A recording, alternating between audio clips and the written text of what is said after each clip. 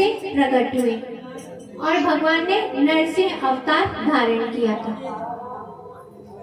भगवान का क्रोध शांत नहीं हो रहा था। सभी देवता उपस्थित हुए और सभी ने स्तुति की, लेकिन भगवान इतने क्रोधित थे कि कोई भी उनका क्रोध शांत नहीं कर सकता था। तब ब्रह्मा जी ने लक्ष्मी जी से कहा कि अब आप ही जाइए और भगवान के क्रोध को शांत करवाइए। लक्ष्मी जी जैसे ही भगवान के पास में गई और भगवान का क्रोध देखा, भगवान के उस अद्भुत रूप को देखा, तो लक्ष्मी जी भी भयभीत हो गई। लक्ष्मी जी ने भी इसके पहले भगवान को कभी ऐसा क्रोधित नहीं देखा था।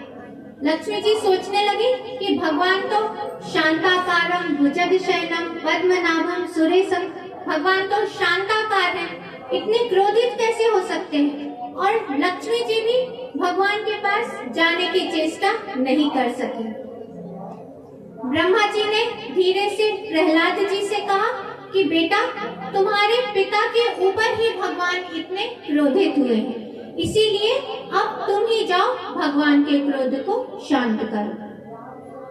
प्रहलाद जी ने जो आज्ञा कहकर और धीरे से जाकर साष्टांग लेट गए भगवान के चरणों में और भगवान के चरणों को पकड़ लिया।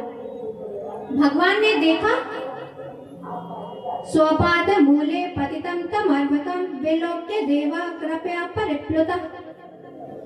भगवान नरसिंह ने देखा कि नन्हा सा बालक मेरे चरणों में पड़ा हुआ है।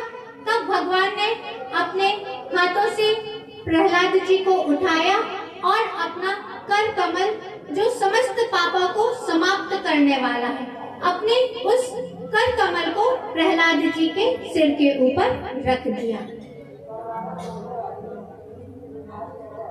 और जो प्रहलाद जी थे, उन्होंने देखा कि भगवान ने मेरे ऊपर इतना अनुग्रह किया है कि भगवान ने अपना यह जो कर कमल है, यह मेरे शीश के ऊपर रख दिया है।